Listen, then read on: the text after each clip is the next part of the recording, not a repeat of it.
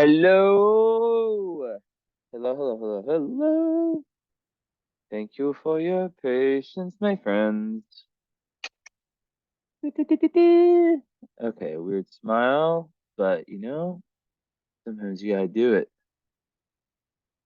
Sometimes you gotta do a weird, creepy smile. Anyways, my third reading of the night. I feel like I could do like 25.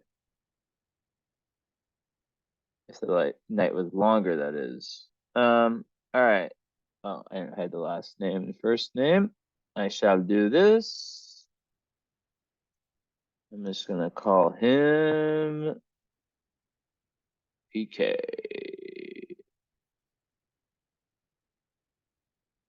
PPK. There we are.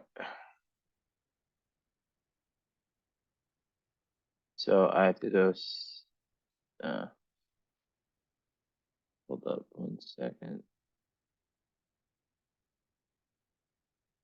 Where did that shit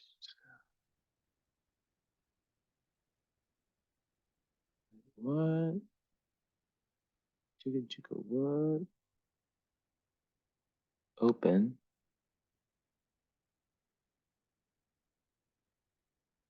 Okay, got it.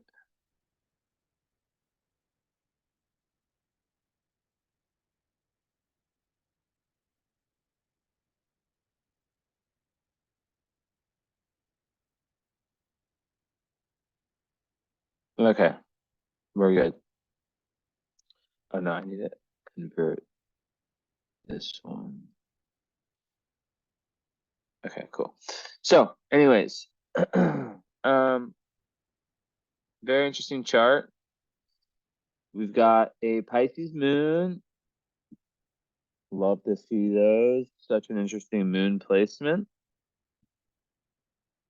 And we've got a Aquarius rising and a 29-degree Libra sun. Then we got a 28-degree Cancer Mars. Lots of late degree stuff. 28-degree Saturn. You've got some Venus in Libra also with North Node in Libra conjunct Pluto. Ooh, that's interesting.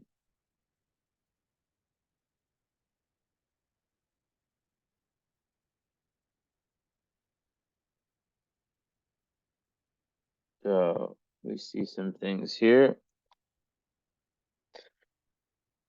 All right. Well, let's start with the fact that you have not only the Neptune ruled Pisces moon, but you have a Pisces moon which is square Neptune.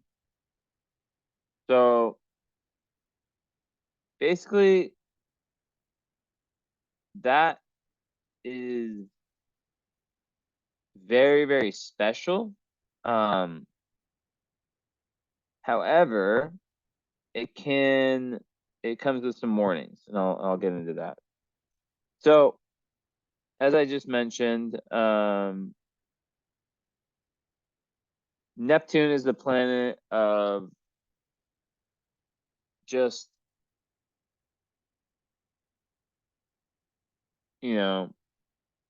otherworldly energy, let's just call it, right? So there's a certain heavenly realm, and Neptune and Pisces are interchangeable, right? Neptune's the planet that rules Pisces, so this is the moon he has. So if you've known any Pisces in your life, you know how sensitive they are, right? One quick second.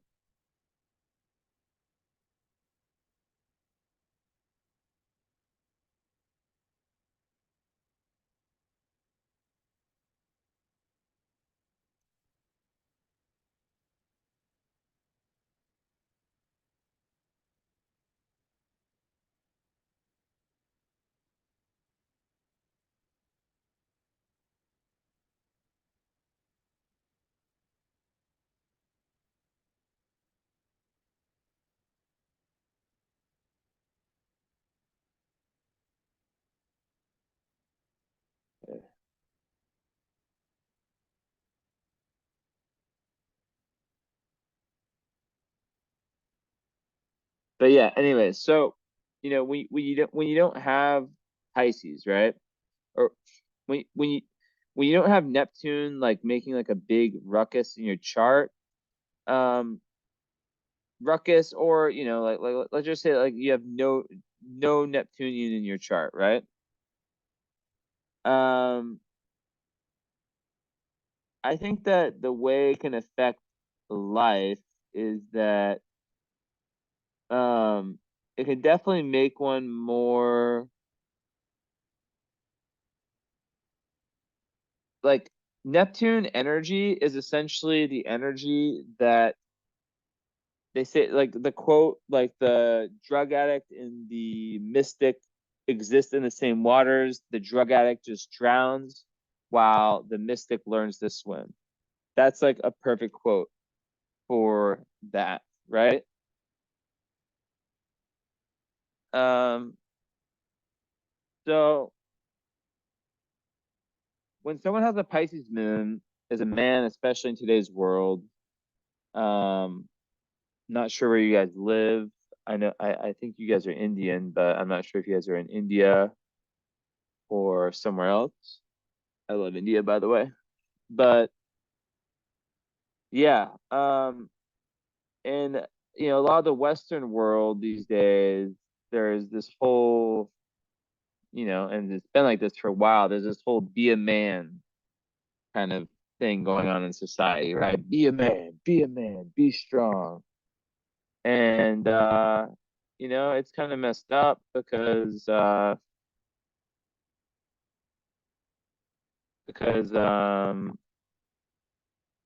like men who have more feminine aspects to them, it's difficult for them, right? It's difficult for them. So as a Pisces moon, that represents a very feminine placement.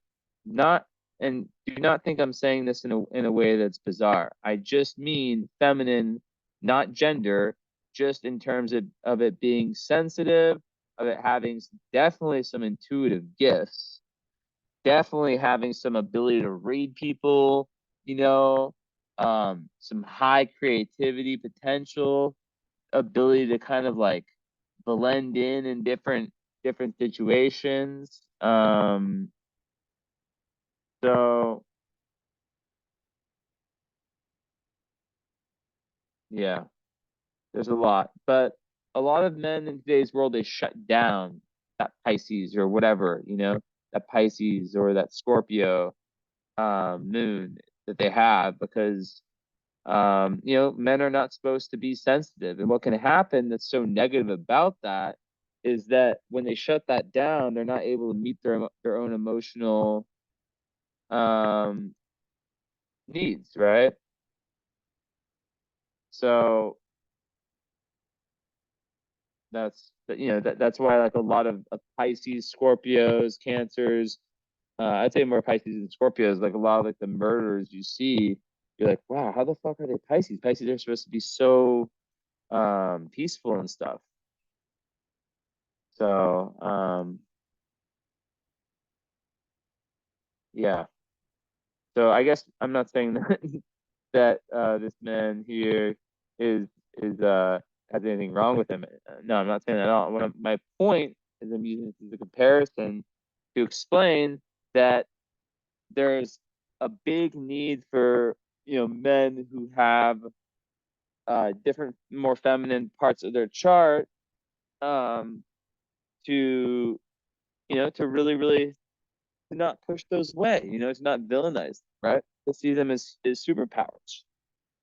So now with with the um with the Libra sun at 29 degrees, it's really, really important. 29 degrees in astrology, in a natal chart, it's the last degree, right? So in essence, ooh, so he has the two. Okay, let's share the screen.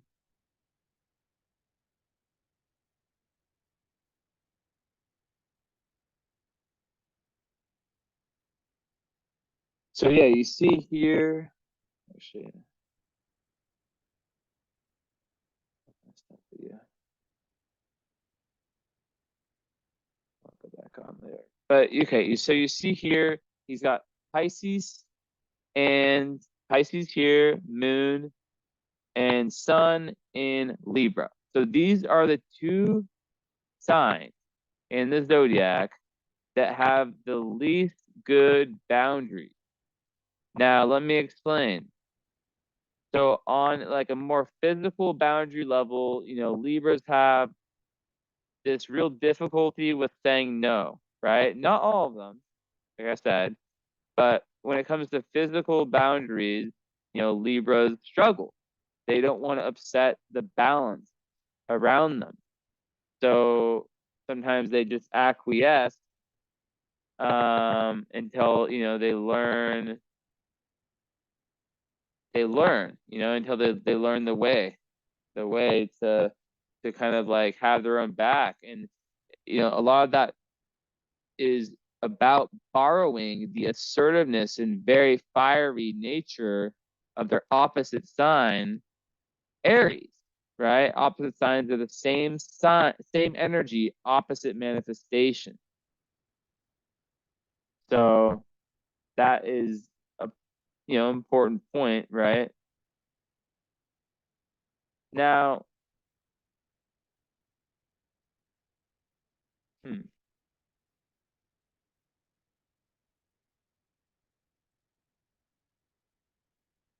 so when it comes down to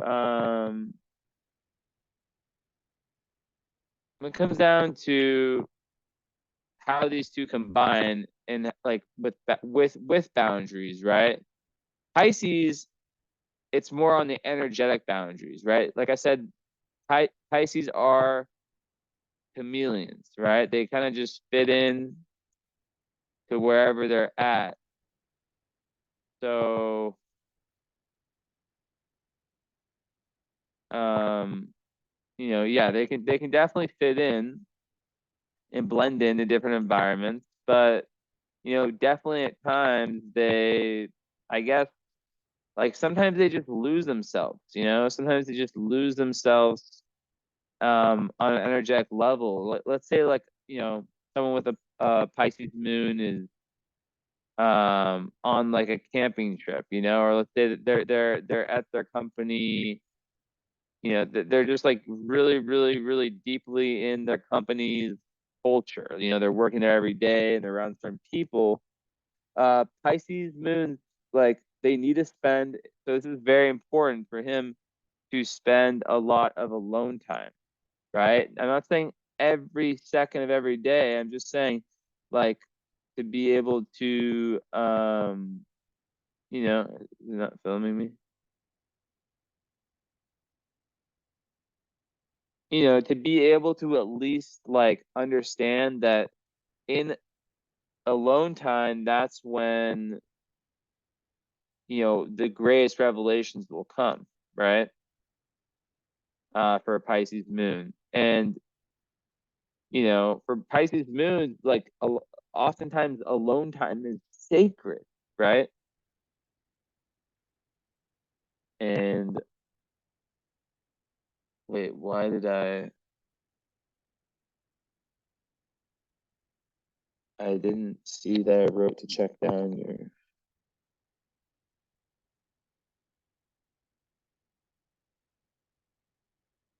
Instagram convo. I did write, okay.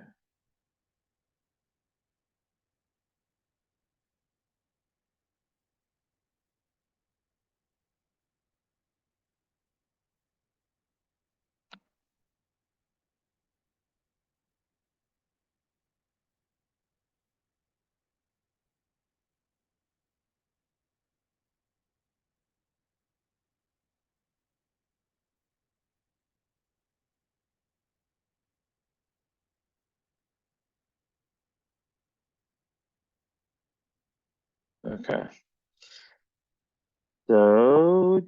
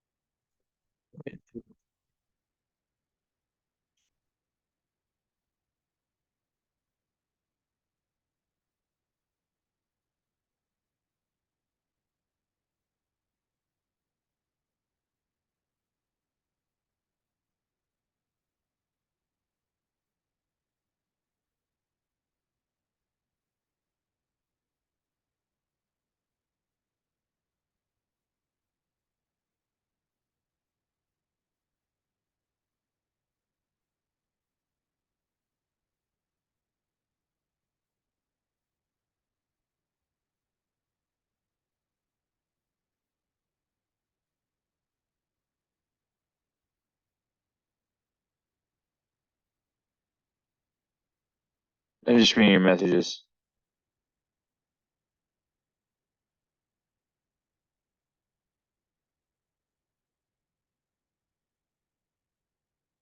Yeah, I never ever ever do like my rule is I only do current when I've unlocked when I've done Natal first. Um, but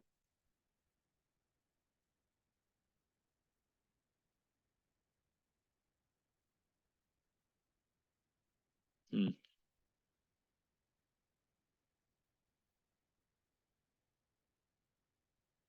Well, okay, I'll explain to you how people work with my readings. You get the nail and follow up. Then for the follow up, you transform, you add the current astrology into the follow up. And it's not a long wait like this one is. But that's just a rule I've always had is in order to be able to do current astrology, I need to understand someone's nail chart first, you know? But, you know, and also I like to do my current astrology readings live. Like I do them all live, right? So it's like the first hour is the follow-up, which I believe you already paid for. And then if you want to add the current astrology, yeah, you have it. The current astrology, it yeah, it's like hour 2 and hour 3, usually. And it could be very soon. Probably not this next week, but probably the one after. So yeah, but maybe I'll slide some stuff in here. I don't know if I see stuff, but it's just like a whole it's I really do like with these nail readings, I like to really like do them in this way where I know nothing about the person and I just see what happens. And then for the current, I like to actually get the feedback. It's very, very different for me. Not that I can't do a current astrology reading and just tell you everything I see. It's just there seems to be a magic. Um, and I seem to be able to not have my readings compromised. Like if I do like a nail reading, of course, yeah, I can tell a client, okay, please, just let me get in my flow. But I can't pick when I'm like most intuitive, you know? So, um, yeah, I think I probably already told you that, but I'll do what I can. But yeah, so basically, I guess I can, yeah, add little pieces of current. So yeah, I mean, PPK, as I call him, he, uh, he recently finished in the last, I guess, few years, Neptune over his moon by transit. So that's not current astrology. That's one transit that I can tell that he has overcome. And he also is right now still in the phase of Pluto is at 29 Capricorn. It's squaring his sun. So that's like, that's been going on for some while for him.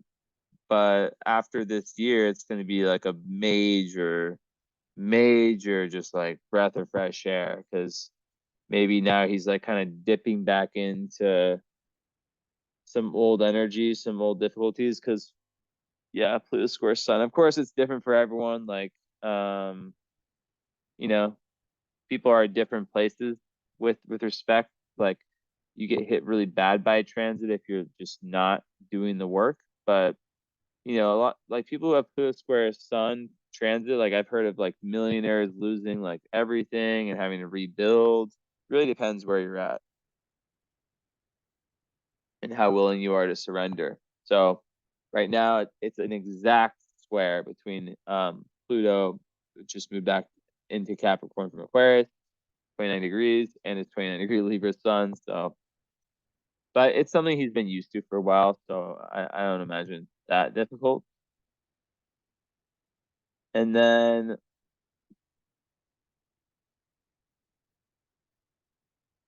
ooh, poor dude.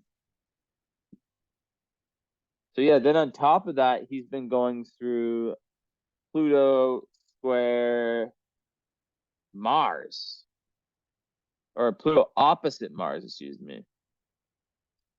That's fucking hard. Because his Pluto's at 28 degrees Cancer. So he's got a lot of cardinal energy.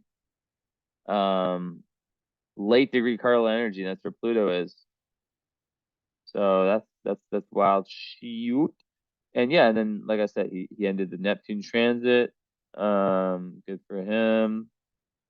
And Uranus. What degree is Uranus?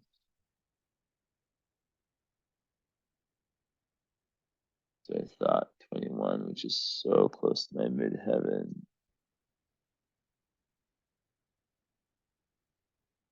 22.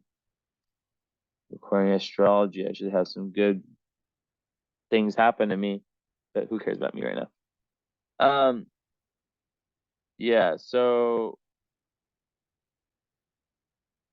just from transits, I have to do the solar return, but he's had Uranus come on his ascendant. So we need to do a full current reading, but that's just like scraping the tip, and he's really has a lot going on.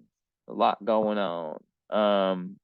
The Uranus on his ascendant would, tend to, I mean, he is an Aquarius ascendant, so that's already like about freedom and individuality, but it could tend to really like make things a little bit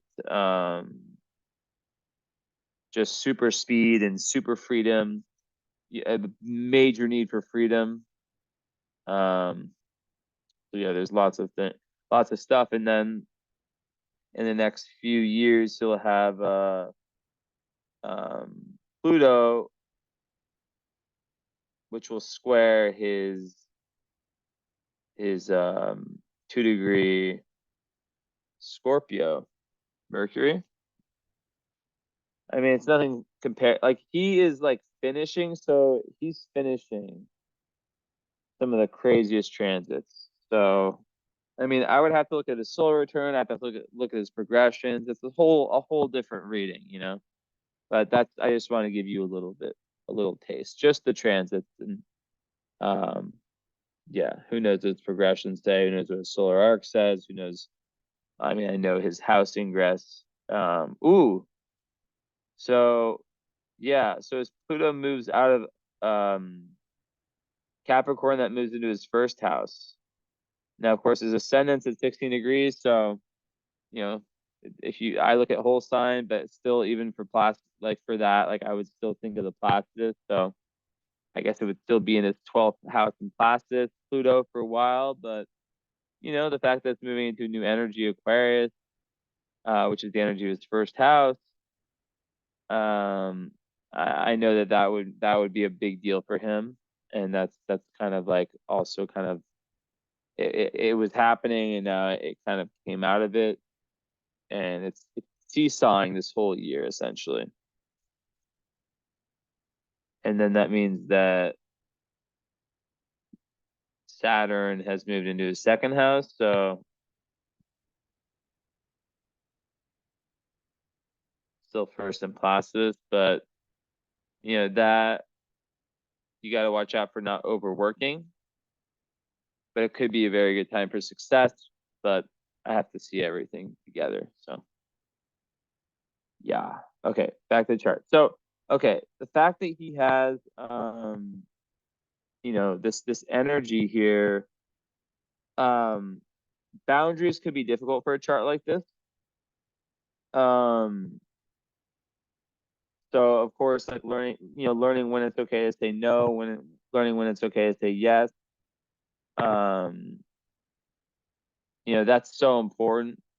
And I know so many Pisces, Libras that have so much trouble with that. I swear to you.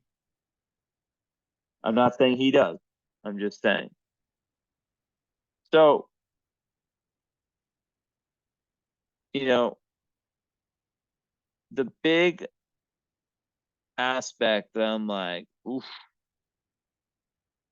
Well, first of all, he has three he has his Sun, Mercury opposite Chiron, because the Sun and Mercury are a few degrees away, combust. But then he's got his Mars square it. So he's got a T square between, am I sharing the screen? I'm not.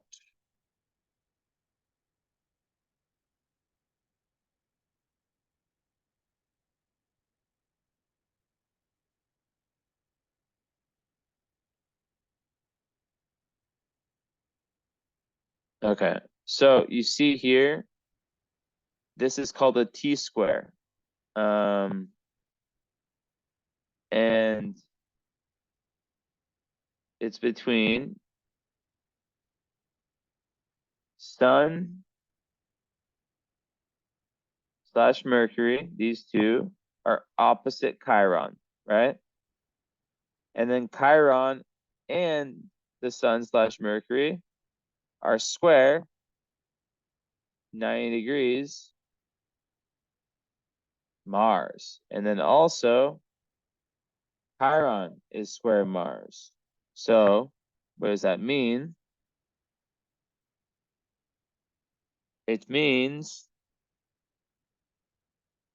that that is a T square. So what's a T square? A T square is an aspect. It's basically, yeah, it's self-explanatory, right? There's a lot going on. This squares this, and this opposes this. And the way that so like if you look at the energy of Mars square Chiron, right? Mars square Chiron, and I'll go back. I just want to show you guys that. But Mars square Chiron is very much related to um not being able to like not feeling like you can find your power, right? Usually from a young age, um difficulty finding your power, difficulty being assertive, um fearing that like when you're being yourself, your requests will be met with anger, when you're trying to be assertive.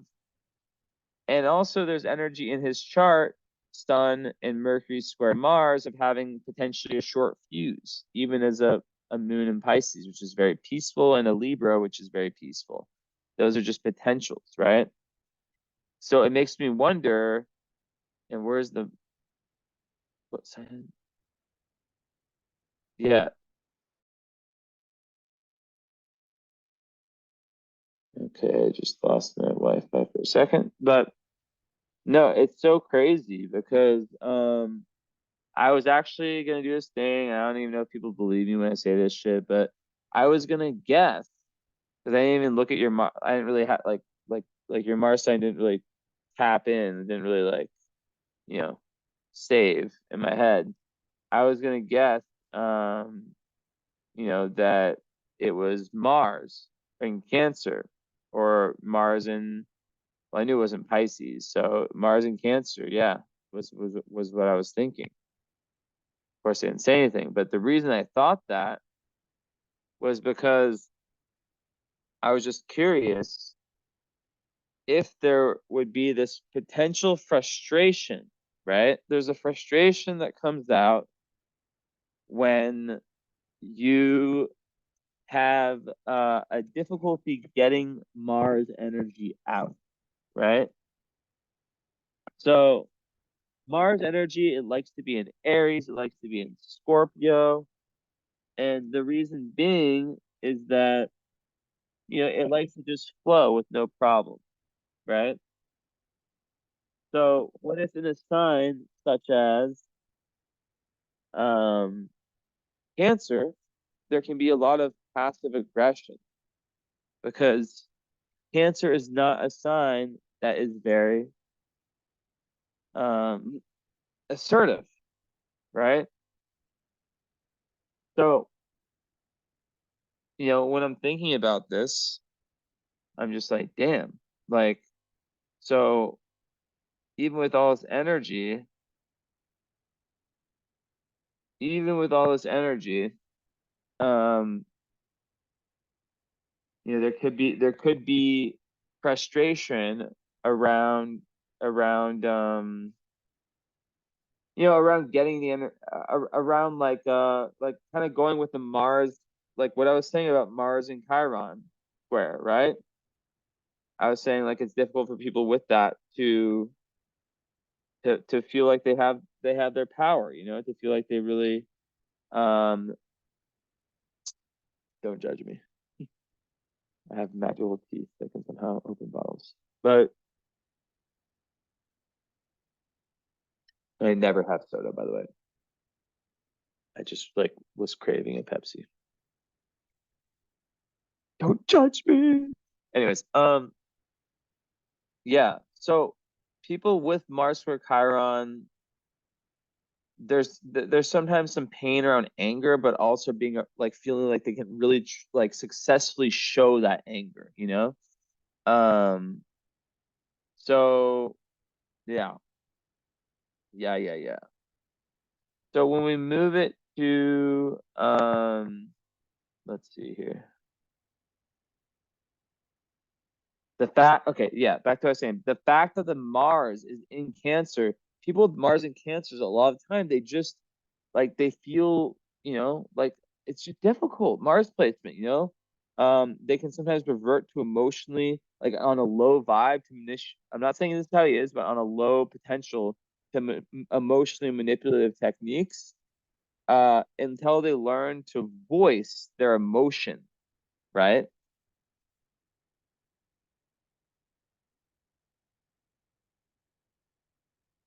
Now the fact that not by, it's 11 degrees away, the Mars from a trine between Mars and the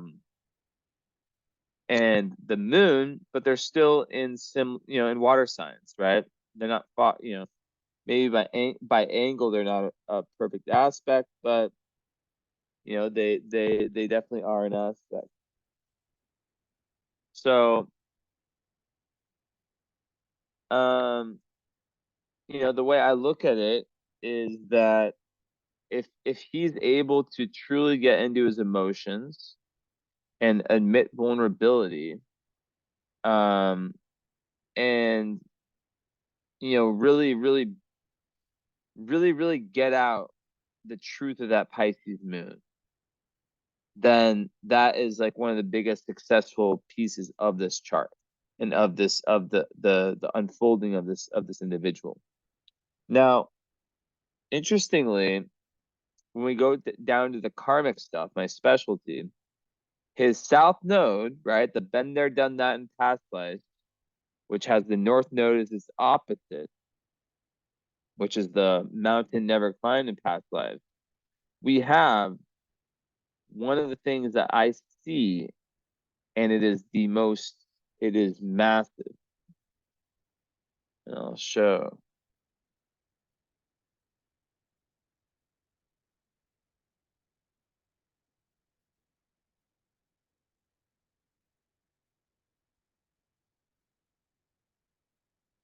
So here he has Pluto and the north node conjunct. And then down there, he's got his south node, so the past life tendency, and Aries, third house. So what do I make of this past life story? Well, let's think about it. First of all, Aries is the dominant one. It is the boss. It is the fear, the one who fears nothing. And in the third house of Gemini, it speaks to someone who has done great things as a leader, but has not yet really, really, at least with this karma he's dealing with, he's here to learn a lot about truth. And then also, he's here to learn a lot about compromise in relationships and about communication, diplomacy, so things like that. Now, the fact that Pluto is the exact same degree as his North Node is so important. It's a very powerful karmic signature, right? Because what happens is that the unconscious desires and focus of what you could call the deeper soul, deeper self, well, these are channeled directly through the prior life personality experiences, right?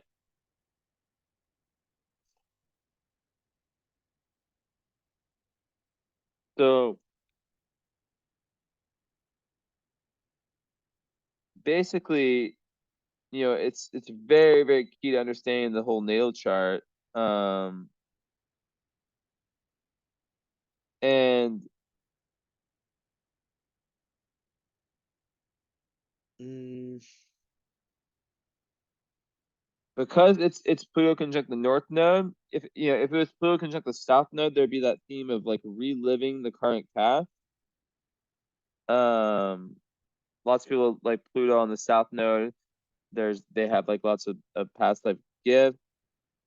Um,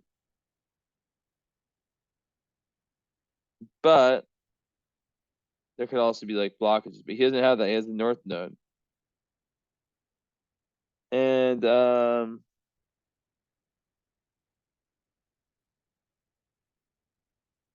when the North Node is activated, and one second actually, hold on 1 second. I set my soda.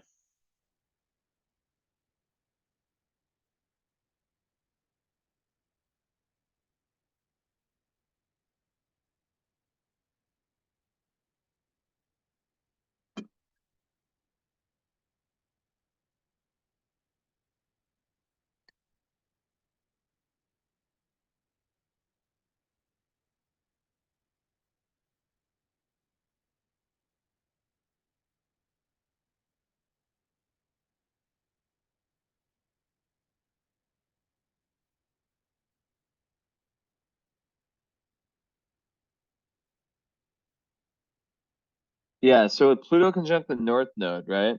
Um, what's happening here is that he has taken, like in recent lifetimes, a very big karmic step, right? Some karmic steps take multiple lifetimes to get past, right? Not all, it's not so easy. So basically he in a prior lifetime he committed to this Libra journey in the ninth house, this learning and becoming more kind of like a part of society, like fitting in and stuff and relationships. Um, and basically because he took on such a large mission, which I'm thinking it's more about truth, right? And rightful human relations. That's how I would, not just romantic. I would sum it up as that. Um, it's taking more than one lifetime to complete this mission. So imagine you take on a very hard karmic lesson, and it just takes more than one lifetime you know to get it. So it's not like anything bad. It's just like he's continuing this journey. Um, so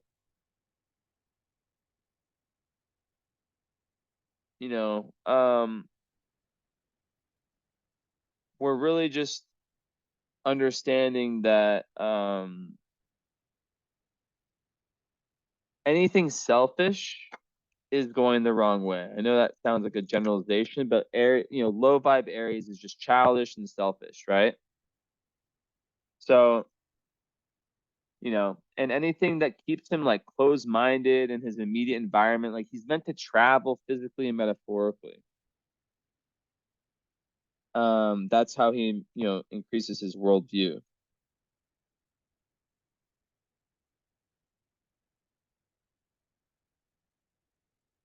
Um,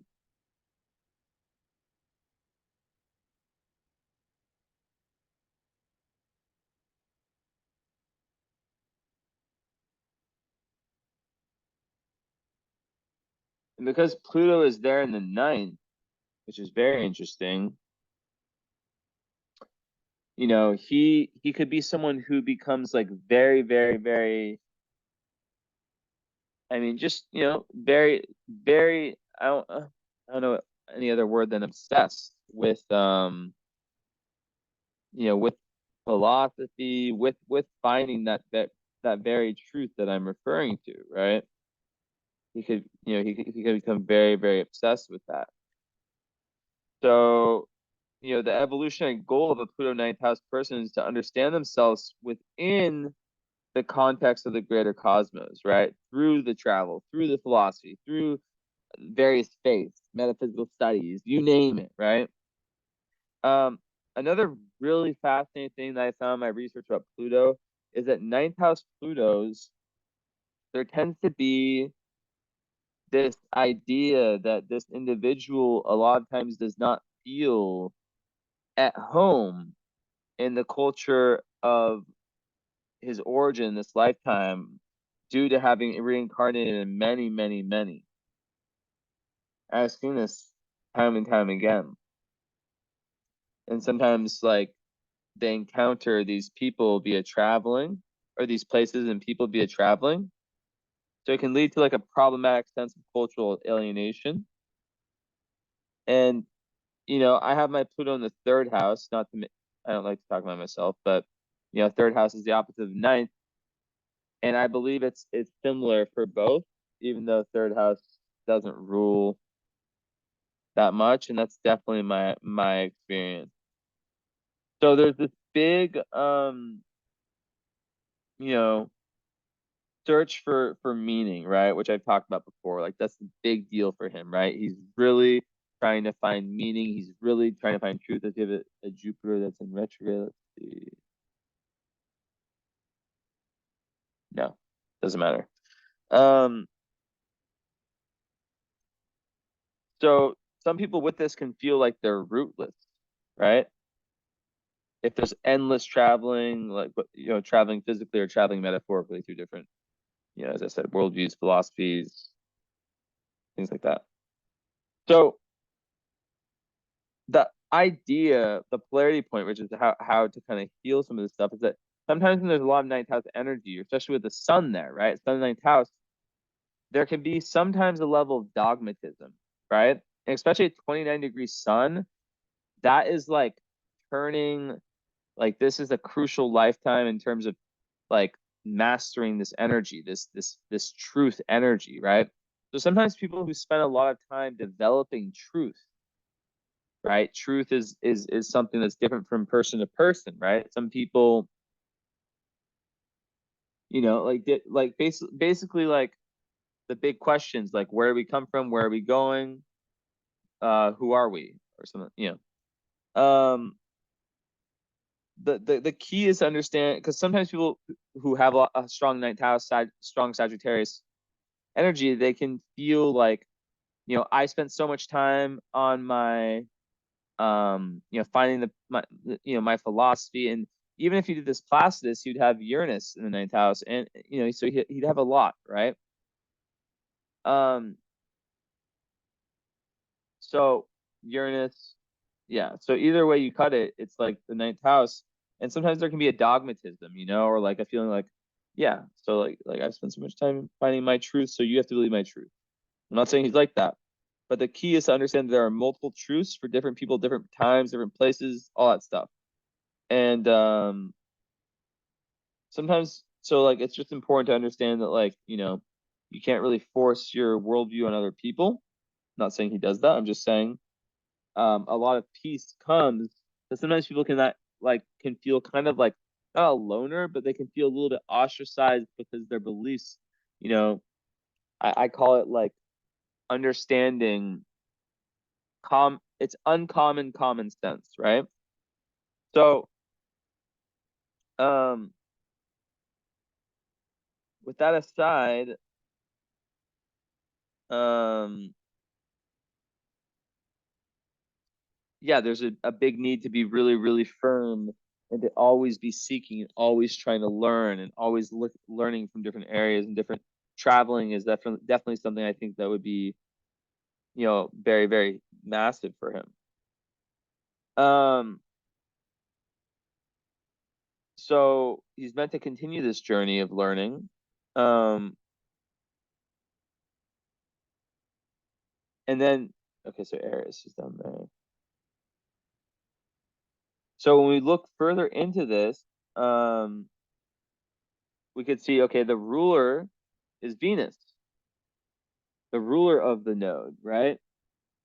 The North Node is Venus, which is also in the ninth house. So people who have ninth house Venuses, they just love philosophy. They love, they love like these very I know you guys are together.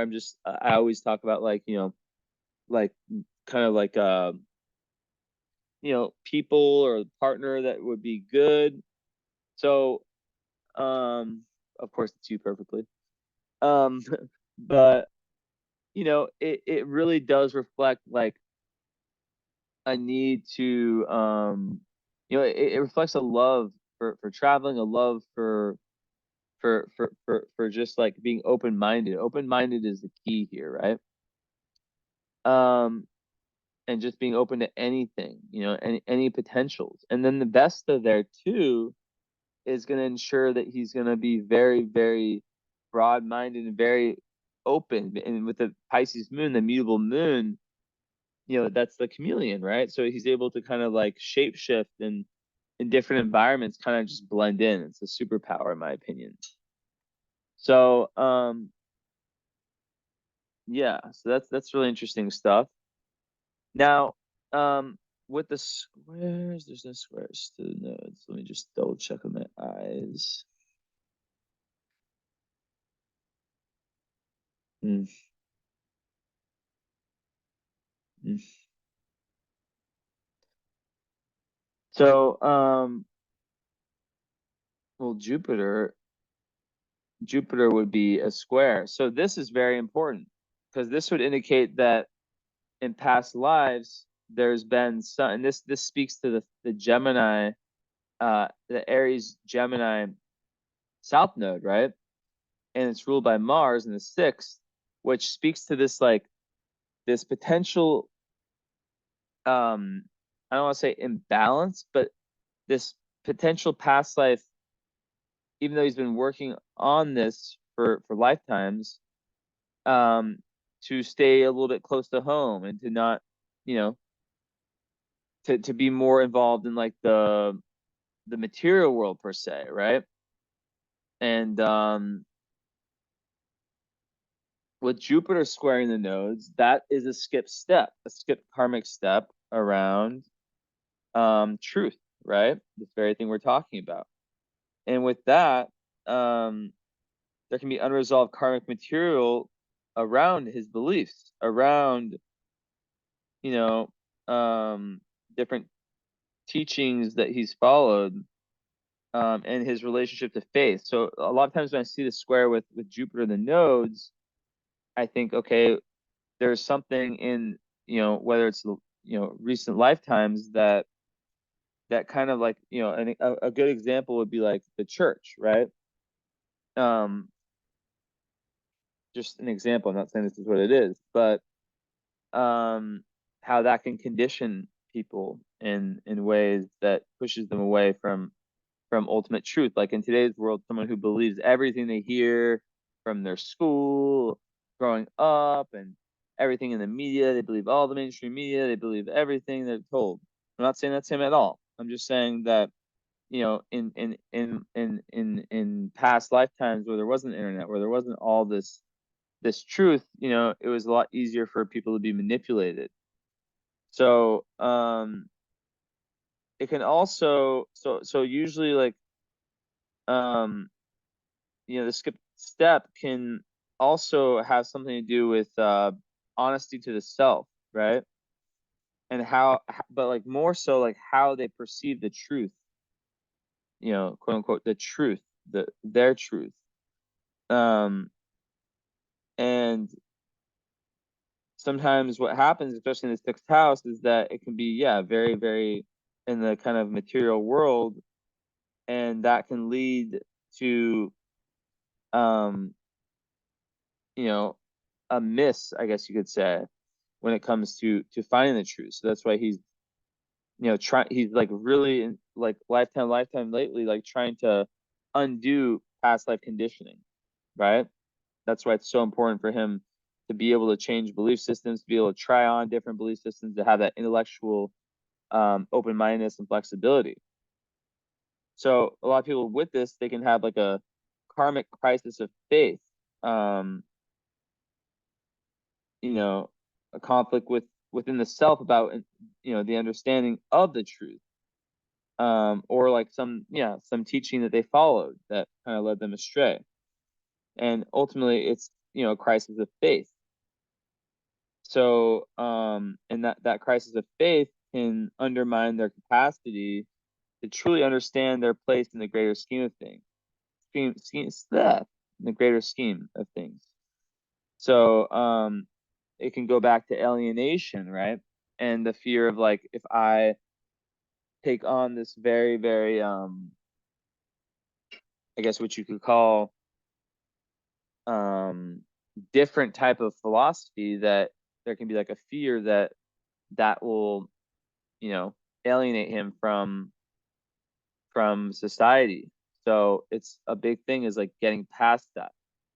So then the ruler of the south node, Mars, right here in the sixth, also is speaking to the same thing about sixth house, but the big healing around this is to, once again, to just jump, to just be so flexible and so trying on different things, regardless of whether, you know, just really, really being open-minded, because there could have been, there could have definitely been current potential of not opening the self up fully to truth. And in this lifetime, it's just like all this energy up here is just like, you know, asking him to not only, because like when you think about your dharma, right? When you think about your dharma, when you think about your dharma, right? Or yeah, your dharma and your beliefs, right? Your beliefs of what's true and what's not dictates what you think you should be doing with your life, right?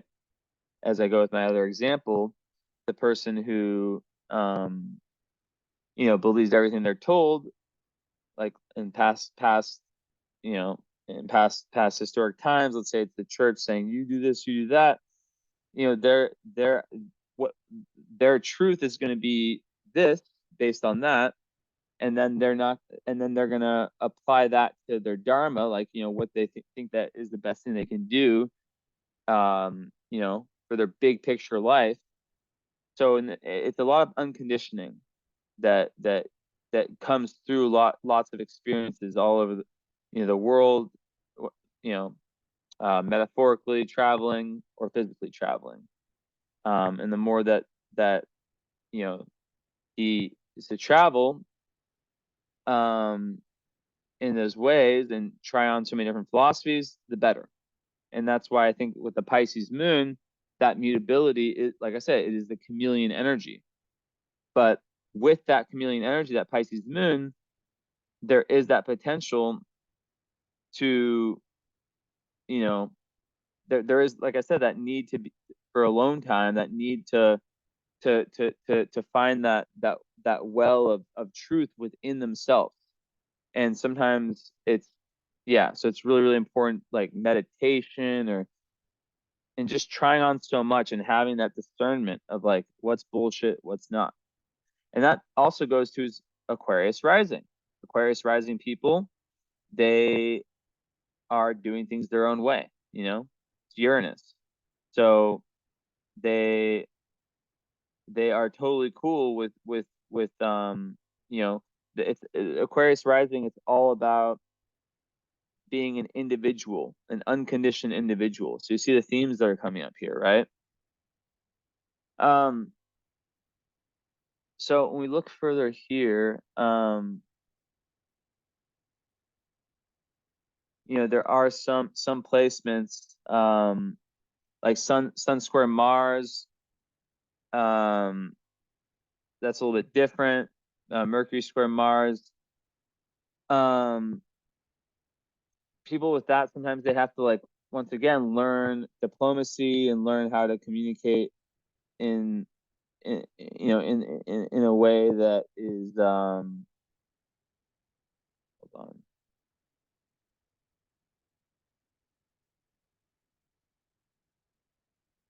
Okay. So yeah, that's kind of one of the things there. And then with the Mercury, where did it go? Okay, yeah. With the Mercury square Mars, and with the Sun square Mars, there's a need to, like, really ground themselves. So when you have he has no Earth in his chart, right? There's no Capricorn, there's no Taurus, there's no Virgo in terms of personal plans. So when you lack Earth, you need to figure out ways to ground yourself, right? And to people, I have no Earth also. So, like, when you lack Earth, the difficulty is to wake up each day and feel like you can be that same person day after day, especially with the Pisces moon. It can make things go, like, very up and down. So there's an extra need to focus on grounding, right? Whether it's meditation, whether it's working out. And with those Mars squares, I would assume that having, like, a physical or creative outlet, especially physical with Mars, you know, whether it's hiking or meditating, or, I guess, yeah, just things of that nature that ground the self in the body, super, super important. So having a very good routine, that's why Mars and Jupiter in the sixth house are helping that, right? Sixth house represents the routine. It also represents service.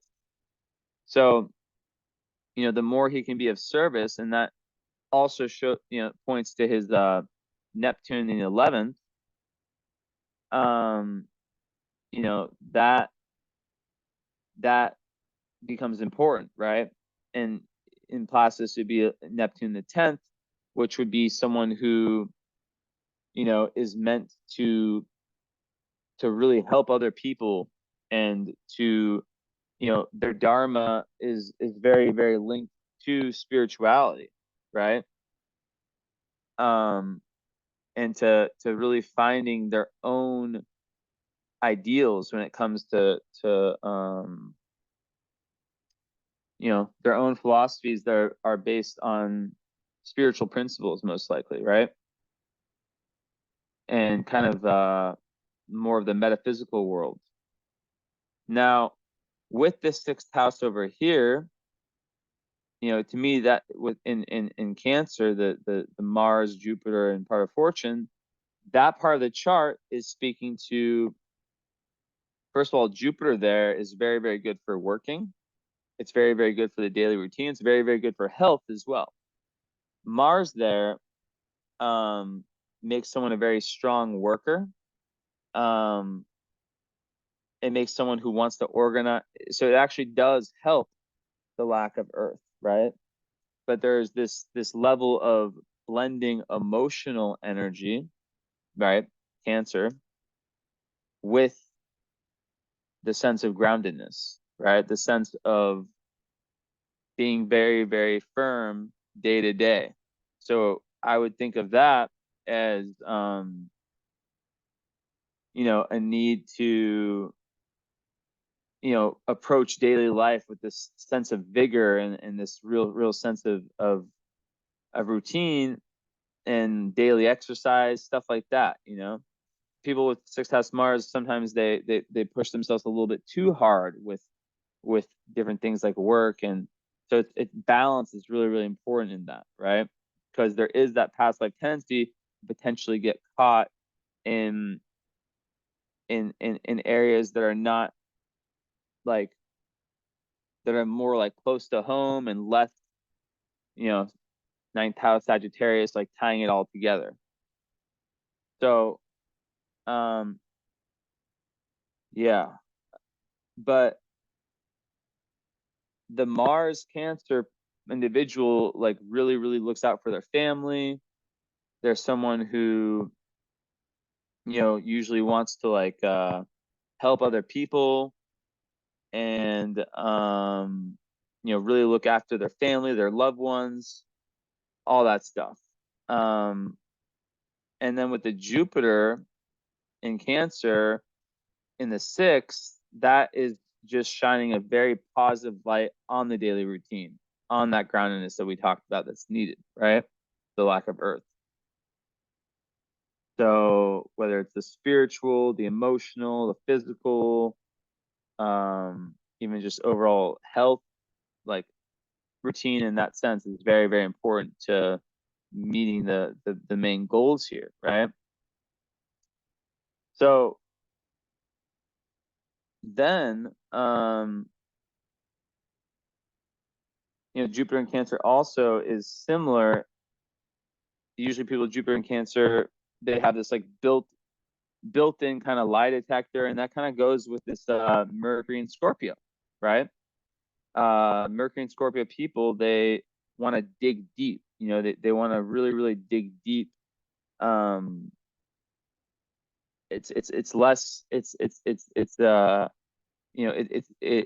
connects to that Pisces moon in the sense that someone who wants to like look beneath the surface, esoteric, occult, um, you know, so it's speaking to this depth, this ability to like when he finds something that he's interested in to just be able to go full in, like let's say he wants to study astrology, just random idea. A Jupiter or a Mercury in Scorpio individual would be able to just go boom, full in, right? And it's the same with the Uranus there too. It's like really wanting to make a very unique contribution to humanity and have a very different, very individualistic build based on themselves, on their true, true, true self, um, in terms of their worldview and philosophies. And that's the ruling planet of the whole chart because Aquarius rising is ruled by Uranus. So I would imagine that a lot of the it just goes with what I was saying before. Like a lot of the purpose is to find this very true to himself um worldview and always be like trying different avenues so that then he can apply that to his dharma and not have a dharma that is based on conditioning, based on that Jupiter skip step, square the nodes, right? So also Palace with the Sun is nice because it gives someone a very great ability to kind of like create plans. And it's almost like a chess player energy in life, knowing the right moves, the right steps. And it's in Libra, so that gives someone like the ability to really see both sides of the story. And it pushes some of that kind of more diplomatic defender of justice, if you want to call it that, energy. And then Palace in the Ninth House is beautiful because it gives you the ability to see the big picture, and it makes one really, really eager to find this advanced knowledge and then share those philosophies with others. So Vesta with Venus also. So Venus in Libra is a beautiful placement. And I'll share a little bit right now.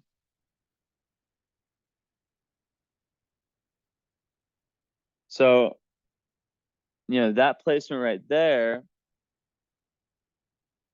is, it makes one really, really want to, with Venus, it definitely creates someone who can be very, very, really work hard at relationships. And Venus in Libra is beautiful because it gives someone the ability in the ninth house to love other cultures, to to really, really love to see different types of philosophies and whatnot. Um, and then 16. And yeah, it would be in the eighth house in Placidus. So that's also kind of like this, what I call this like lantern in the areas of life that the gates to the unknown are open. And it's like a flashlight that you're able to see what's hidden to most people. So it's a very beautiful thing with a Pisces moon that's so intuitive. But the thing with Pisces moon, going back to that, is that I can't stress it enough how important the environment, the people that are around him, and all that, so important. So very, very, very key, very key to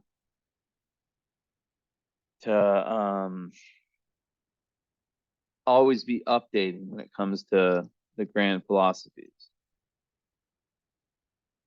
So when we look further, we see, okay, well, the Chiron, which represents the pain, is in the fourth house or third house in Placidus. And, that could be looked at as, I see a lot of my clients have this actually. The Taurus Chiron. And I look at it as a need to learn to trust the body, to trust the body for really, really understanding. And sometimes there can be like issues with like a crisis of values, lack, like people with that a lot of times and it could come from the family if it's in the fourth house, of the childhood, early school environment, early kind of upbringing, could be siblings too, where there can sometimes be like a lack of self-worth early on. And sometimes people try and a distrust for the body. And sometimes people with that, they need to really not be so into the material and really, yeah, once again, learn to ground themselves. But like in the fourth house Chiron, it's usually like feeling like rejected, especially if there's like an Aquarius, you're like all this like very, very philosophical energy, um, that might not be like the norm. Um, Early on, they could feel rejected by their family for some of their views, and yeah, pain, like early pain that can lead to wounds that can then lead to the healing to become, a great healer for others. So when we talk about Black Moon Lilith, right, that's the part of the chart that relates to, it's not a planet, but it is a part of the chart that relates to you at your lowest vibration, right? So we all have a Black Moon Lilith, and it comes out, in my opinion, when we are at our lowest vibrational state. And um,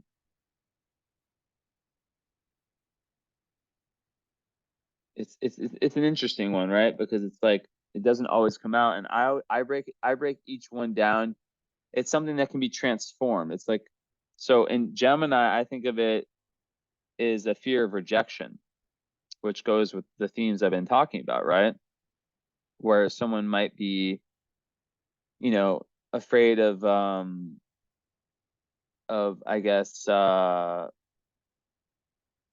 there could be like a struggle when it comes to defining their own taste, their own individuality, their own I guess mindset and overall views. So it's really important to ask, am I doing this for myself, or am I doing this for someone's approval? And just knowing that, it's absolutely impossible to be accepted by everyone, right? But circling back around to the biggest aspect in this whole um, chart, besides like the Chiron ones, well, actually, we can talk about those, and we'll go to the moon, Neptune. But that, Mercury opposite Chiron can sometimes also feel like early on feelings of like intellectual inadequacy, or even just like ideological like differences. And a lot of times I get a lot of clients who have these types of things where it's like, because they had these views that were different than the people they grew up with usually. Of course, we'd have to do the follow up and really see what the lived experience is with this reading, because everything is a mix of the chart and free will. But some people with this, they can doubt their own thought processes, and when they're told by people around them that they're wrong, there can be lots of pain that comes from that. But then they're able to really like speak for, you know, the to be like a voice for people who also have that. It's very, very prominent for healers of all sorts, right? But like, and then when you talk about the Sun Chiron opposition, um, a lot of times that's around the father, and feeling, you know, like there's a difficulty shining and really finding that confidence because of some type of wound around the father. But then that wound over time can get transmuted into a source of great understanding. But growing up, and it's also all these Chiron aspects gives this amazing ability to have this great empathy and understand the sufferings of other people and all that. But all healers, whether they're doing that as a profession or not, empathetic people, they have to usually go through some shit.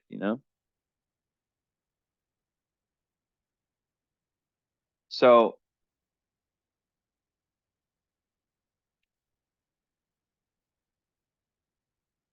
then, with that moon square Chiron, or square Neptune, excuse me. So already the Neptune rules Pisces. So the planet that rules your moon is square your moon. Square is like a difficult, obviously a difficult aspect, right? So this makes someone like very, very sensitive. And it's extremely important how the mother nurtured the person with this, right? More than most people. Of course, that matters for everyone, but even at a very, very young age, he would have been very, very sensitive to the subtle energies. And if the mother was instilling any negativity at a young age, and you have no idea how many people I've like told this to, and they've been like, "Holy shit!" Like they will literally hang on to negative emotions if they existed, right? From the mother usually, or just from the early upbringing.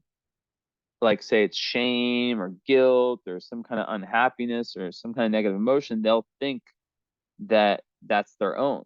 And I'll tell them like, look, like, I want you to write down on a paper like what's yours and what's not yours. What thoughts, what self-defeating thoughts do you have?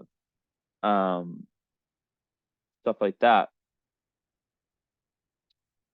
But sometimes with this, like, I've seen like, abuse from the father to the mother, and sometimes the child feels that it was their fault.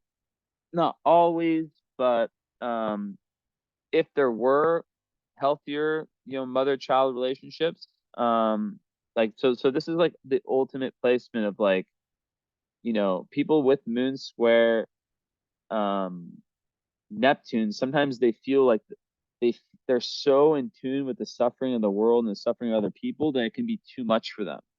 So it's like they have this amazing healing power, but it can be difficult for them to like express their emotions, depending on like how it was early on. So, relationships with women in general throughout their life tend to mimic the early relationship with the mother, which obviously like can be said about anyone. But with this placement in particular, this is the ultimate placement of like, um, you know, someone who's so psychic and so intuitive early on that they just a sponge for energy, that sometimes they can be it can be very unconscious of like, and they can really take on the, like if there's like a family kind of karmic like negative kind of thing that's passed on, right?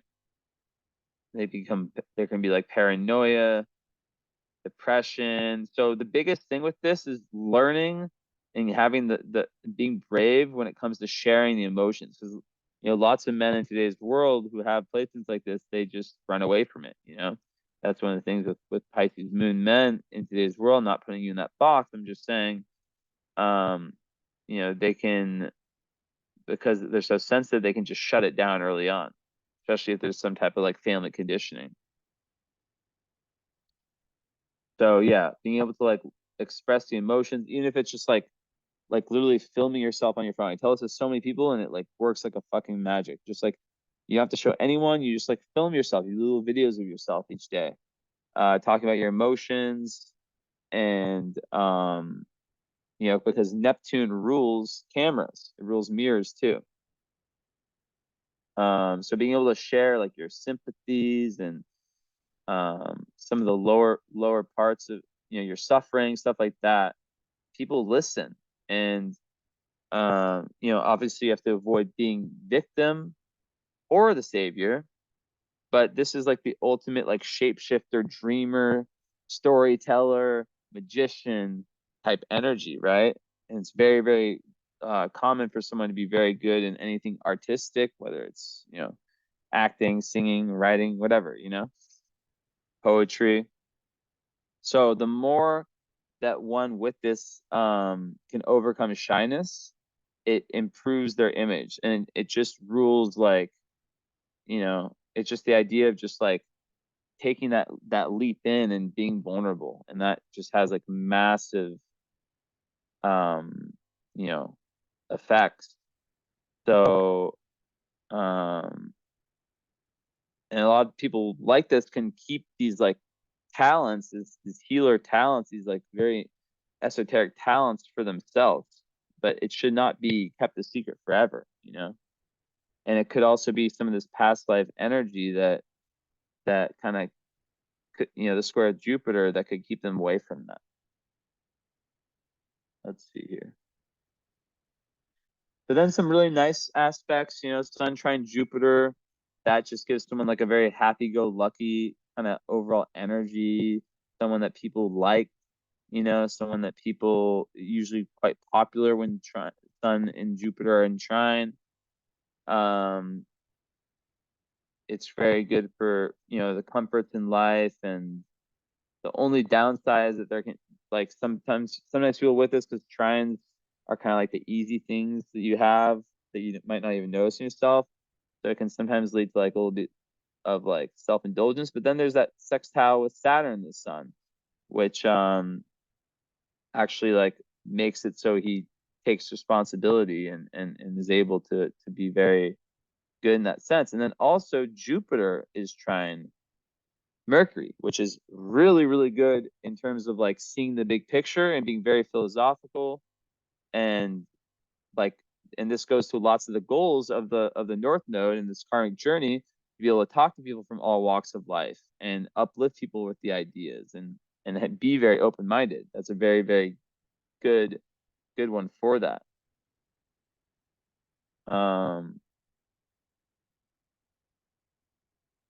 Yeah, there's a few things in the chart about like, watching out to not like um like be like too self-indulgent, like the Venus and Jupiter square. Some people with that, I don't see this in this chart, but sometimes there can be like a little bit of like too much of the fun side in life. Um, which isn't bad because I mean like it's just all about balance. So yeah, I guess with some of the love stuff, of course, like as a Pisces moon, there's that need to yeah, there's that need to really like have everything kind of hold up.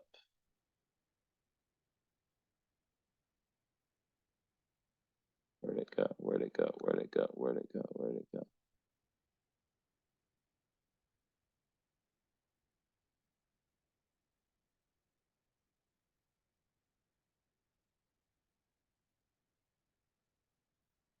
1 second.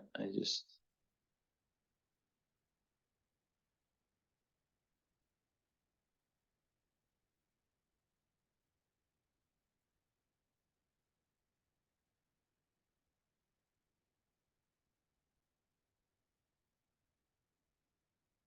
lost something.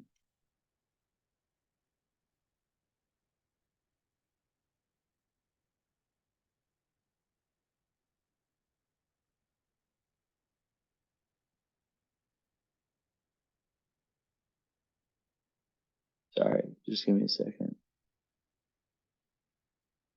Oh, okay.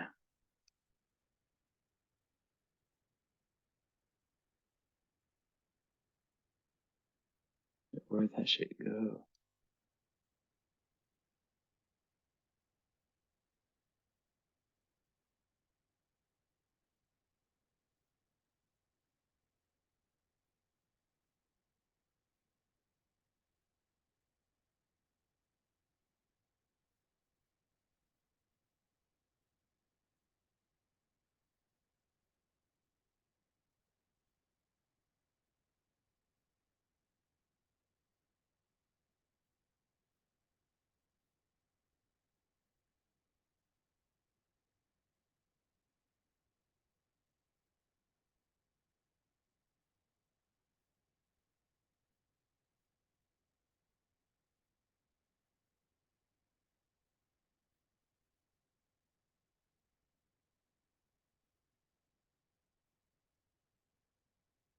Wait, what? Hold up.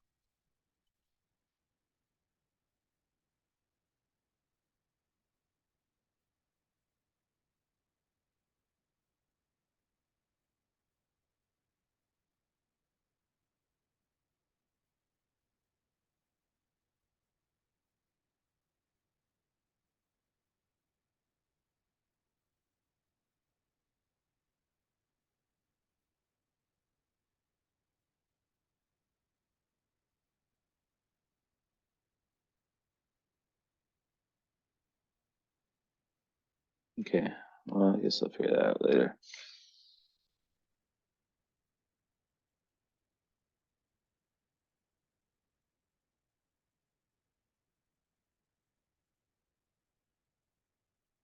Okay. So yeah, basically, I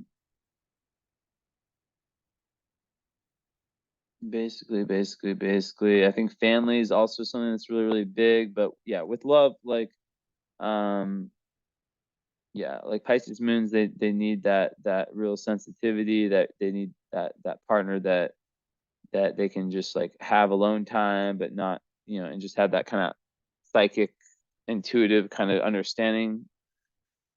And just to not feel like they're judged. Um, and someone that can kind of help them be in touch with that feminine side, I think would be good. But with love astrology, like I'm never gonna say like this is what has to happen, this is what has to happen. But yeah, Saturn in the seventh house, typically that would make it so like, the best relationships would come after 30, after the Saturn return.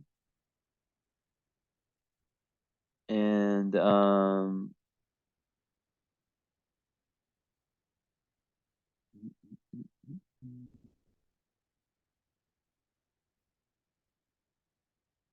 oh, and of course, Uranus conjunct um Mercury, that is super intuitive. Like that is like something where like if he's meditating and gets good in meditating, he can just have like downloads. Like that's what happens, right?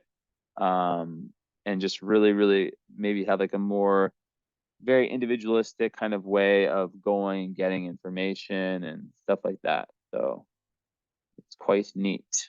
Um, yeah, more with the love stuff. Juno's in Sag, so that's kind of speaking to wanting a partner in 11th house that, you know, really there's a great like kind of understanding on like a philosophical level and like a lot of open-mindedness, lots of mutability, lots of go with the flow energy.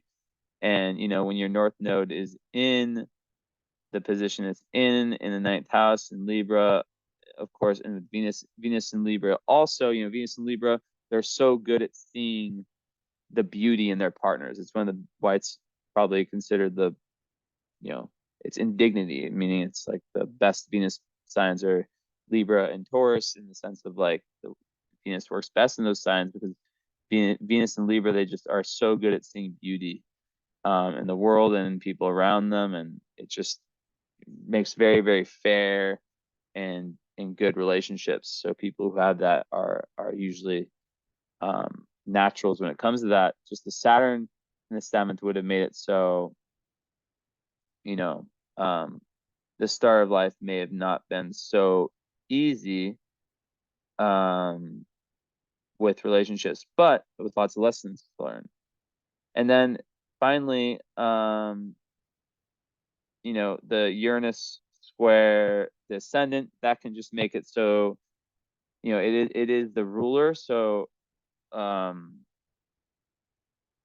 that's just about like trying to like figure out ways to, I don't want to use the word offensive, but like word like it's definitely like create someone who has like a very special mission and who's very unconventional. So they have to kind of throughout their life learn to come to terms with that. And even if you can't make everyone happy, you do your best. And then finally, part of fortune is with Jupiter, so that's just speaking to like the greatest flow state is when you have that real deep spiritual relationship with yourself, and even like lots of joy coming through family. And the sixth house, it's just speaking about how that earth energy, and it's with Jupiter. So it's like when you're learning, when you're expanding your horizons, and when you have a daily routine that acts in a way that you're learning a lot, and that you're expanding yourself, right, on an emotional level, like kind of go with what I was saying before about the Neptune and Moon, like that is massive. Um, so let's pop these open.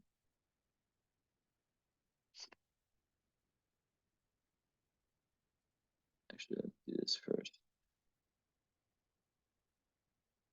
Screen. Okay, open my star gate.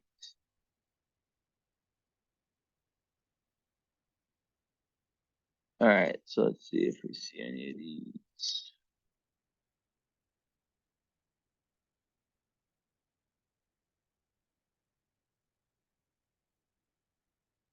Okay, so there's one.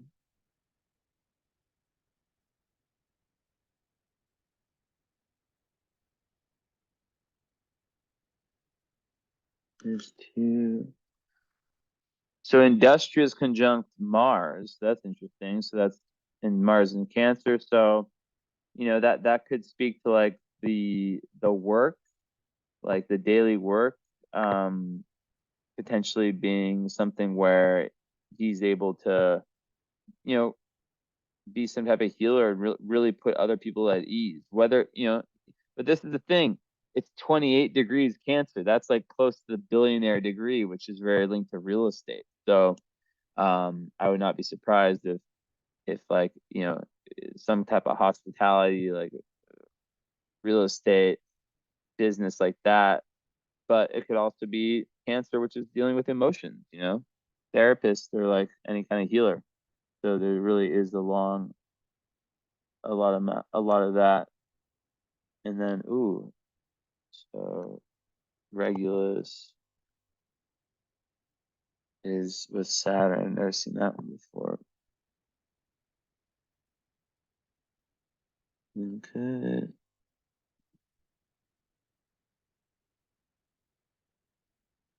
So that one.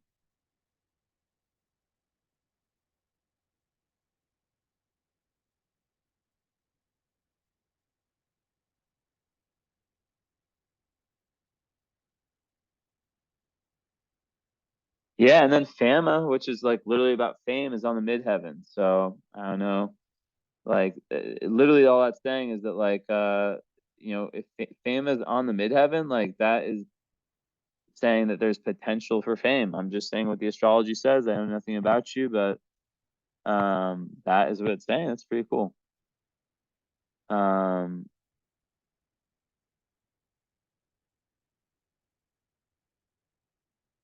and Urania, which is the asteroid of astrology, is on the Neptune. So that could literally be something that this individual that I keep saying like this individual, like I don't know if I'm doing the reading for or who's gonna watch it, or if both of you guys are. But yeah, that's really neat.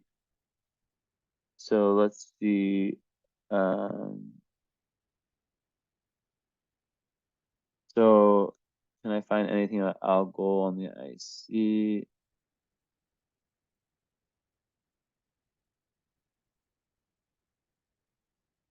Yeah, so Algol on the IC is very, very good for success. Resources, bountiful resources, a splendid and illustrious life, um, prosperity in old age through savings, investment. So it's a good one. There's not much on there. Um, there's not much that I can find on there. Now Saturn with Regulus, I wonder what that's going to be. The friends amongst clergy or spiritual people, good wealth potential gain through speculation, potential high position, someone who's proud of their home and their family, good health. Um,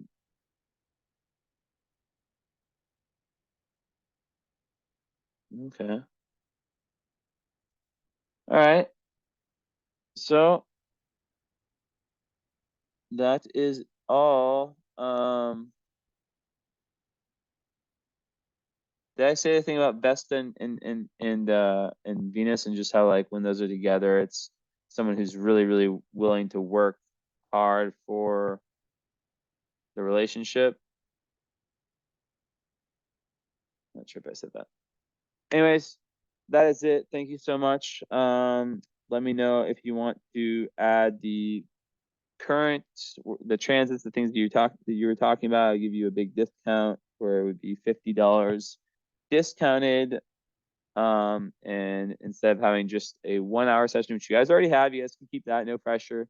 Um, like I said, it's a live one. I like to do the current astrology stuff live. We go through everything, every transit, all the solar return, regression, solar arc, house ingress, you name it. Everything that I know how to do with current astrology. So let me know. I hope you enjoyed, and thank you for the patience. And ciao.